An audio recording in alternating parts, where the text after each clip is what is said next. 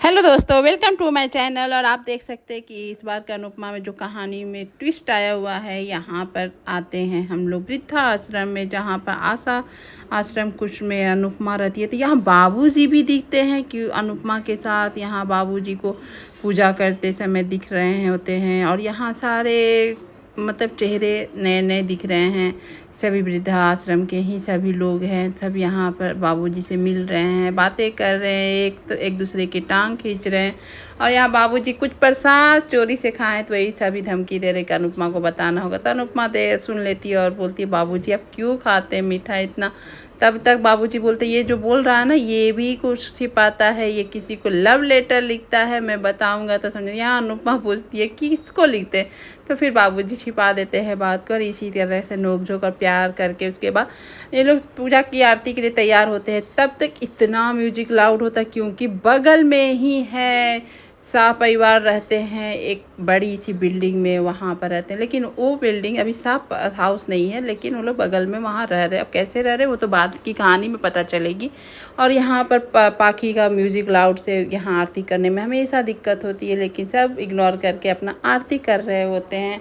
और यहाँ पर आप देख सकते हैं बनराज का लाइफ स्टाइल एकदम बिल्कुल चेंज हो गया। आगे पीछे 10 नौकर घूम रहे हैं, कोई ब्लेज़र लेके घूम रहा, कोई चाय लेके घूम रहा।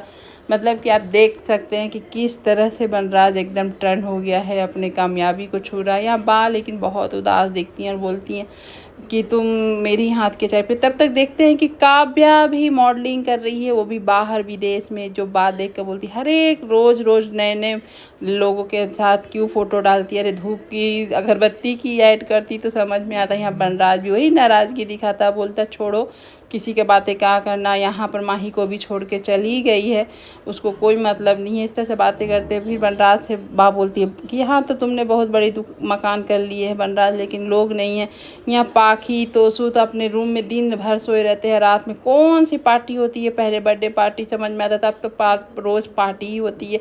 बा यहाँ पर सही बात बता रही, तुम अपने घरों को भी ध्यान दो, कमाना तो सही बात है लेकिन घर पर भी ध्यान दो। यहाँ और बनराज बोलता है, नहीं बा मैं कितना तो जो जो करना था मैंने कर दिया, मुझे लाइफ में बहुत आगे बढ़ना बहुत कुछ। तब तक पाखी आती है और आके वहाँ बैठती है और बोलती है कि बा।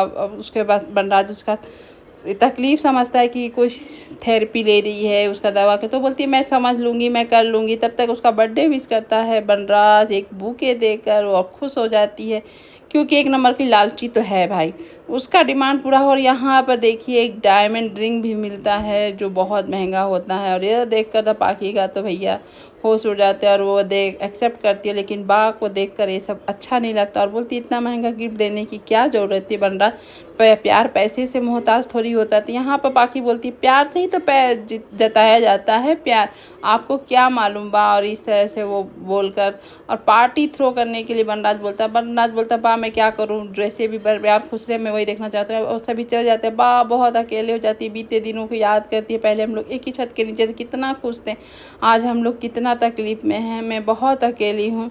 और यहाँ पर देखिए अनुपमा अपने हिसाब उसाब करने में लगी हुई। सब किसी को दवा चाहिए, किसी को क्या चाहिए, किसी की पढ़ाई के खर्चे चाहिए। कान्हा जी से बोलते, कान्हा जी पैसे की तो ज़रूरत होती है, ज़्यादा हो तो तकलीफ़ है, कम रहे तो भी तकलीफ़ होती है। और यहाँ पर बाबूजी छिप छिप कर बा को देखते हैं। तो यहाँ पूछता है एक दोस्त उनका कि जब आपको लीला भाभी से इतना प्यार था तो छोड़े क्यों, अलग अलग क्यों थे। यहाँ बाबूजी बोलते हैं कि साथ साथ रहने का हस्बैंड वाइफ तो बनाता है पति पत्नी रिश्ता, लेकिन जब बच्चे आ जाते हैं, माँ बाप बन जाते हैं, तो बच्चों के लिए मैंने अपनी बेटी को चुना, वो अपने अपने बेटा को चुना। और हम लोग का दोनों का सहमति था, दोनों को साथ लेकर भी हम लोग को चलता। तब बा आ जाती है और दोनों देखकर इस उम्र का प्यार सच में एक दूसरे का साथ बहुत बहुत ज़रूरत होता है। लेकिन आज भी दोनों अपने बच्चे और बेटी के बारे में ही सोचकर आज अपने आप को अलग कर लिए। लेकिन अलग होना इतना आसान नहीं होता, ये अनुपमा देख लेती है बाबूजी का फीलिंग। यहाँ बात अनुपमा बाबूजी से बोलती है, बाबूजी क्यों आप बा को छोड़कर यहाँ रहते हैं, आप क्यों नहीं वहीं चले जाते हैं। यहाँ तो आप समझ सकते हैं कि अनुपमा को अकेले कैसे छोड़ के बाबूजी जाएंगे। बोलते नहीं मैं ठीक हूँ, कोई दिक्कत नहीं है, कुछ भी नहीं है, ऐसा मत सोचो मेरे बारे में। और आज अनुपमा को याद आता है कि आज पाखी का जन्मदिन है।